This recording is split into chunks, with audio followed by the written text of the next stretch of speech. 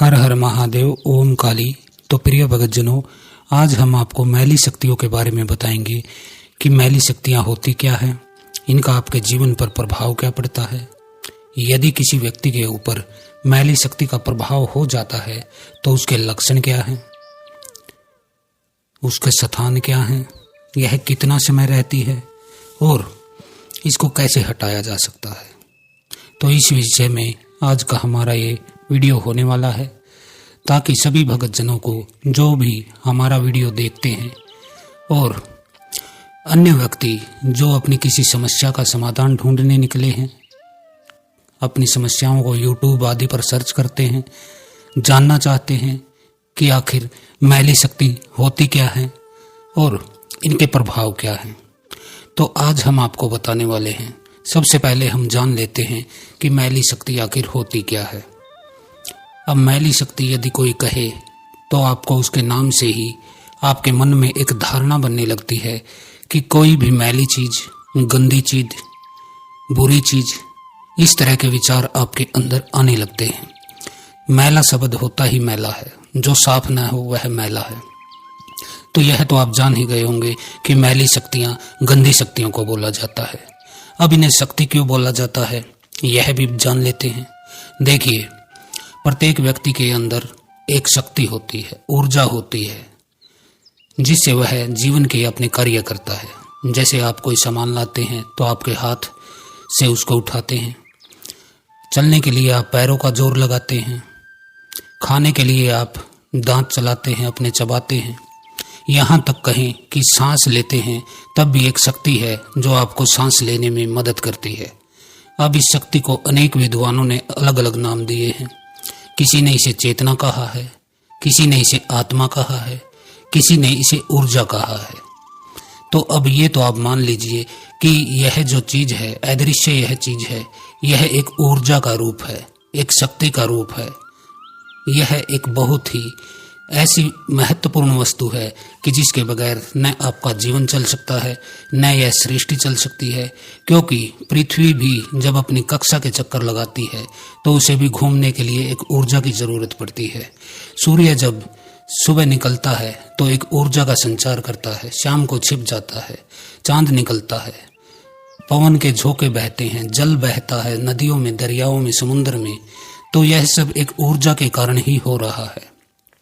वह परम ऊर्जा कहिए, परमात्मा की ऊर्जा कहिए, जो इस सृष्टि को चलाती है। और किसी भी व्यक्ति के अंदर उसका अंश होता है। आपके अंदर भी है वो और मेरे अंदर भी है वो। इस अंश को परमात्मा का हम अंश मानते हैं, तो इसे हम आत्मा कहते हैं। आत्मा का अर्थ होता है अपना। जो अपना हो तो केवल आत्मा ही हमारी है। तो अब यह तो आपकी समझ में आ ही गया होगा कि एक ऊर्जा कहीं ना कहीं ऊर्जा है जो सब चीजों को चलाती है। अब देखिए, व्यक्ति जब मर जाता है तो उसकी जो ऊर्जा है वह शरीर से निकल जाती है और उसका शरीर मिट्टी का ढेर और पानी तत्व से होता है। जल जल में मिल जाता है, मिट्टी मिट्टी में मिल जाती है, लेकिन वह ऊर्जा जो होती है वह बाहर निकलती है।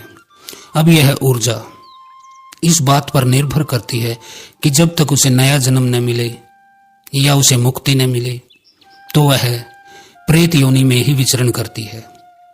अब प्रेत अच्छा है या बुरा है, हम उस चीज में अभी नहीं पढ़ते हैं। प्रेत प्रेत होता है, जो कि एक ऊर्जा है, एक चेतना है।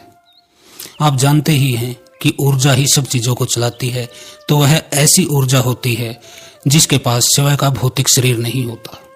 वह आपकी तरह बोल नहीं सकती, आपकी तरह खा नहीं सकती, चल नहीं सकती, दिखाई नहीं देती है। कोई भी भौतिक जीवन वह जी नहीं सकती है। लेकिन उस ऊर्जा की जब वह शरीर में थी तो उसकी कुछ इच्छाएं रही होंगी। जैसे कि आपकी भी कोई इच्छाएं हैं, अभी आप जीवित हैं। मृत्यु के बाद जो इच्छाएं पूरी नहीं होती है तो आत्मा उन इच्छाओं को पूरा करना चाहती है। अब ऐसा वह कर नहीं पाती है क्योंकि उसके पास भौतिक शरीर नहीं होता है।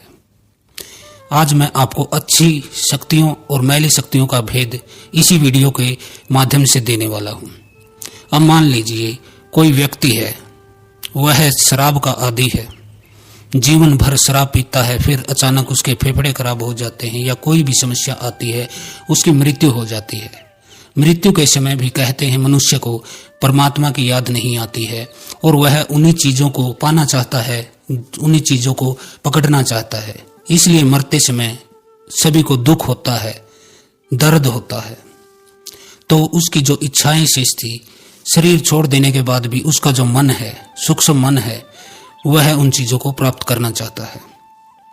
इस उद्देश्य से अब देखिए, कोई व्यक्ति जीवन भर सेक्स में डूबा रहा है, स्त्रियों के साथ सरसंग में डूबा रहा है, तो उसकी वह इच्छा पूरी नहीं होती है, क्योंकि कामना कोई भी हो वह पूरी नहीं होती है। आप कितना भी जीवन में उसे कर लीजिए, लेकिन उसकी इच्छा कभी खत्म नहीं होती है।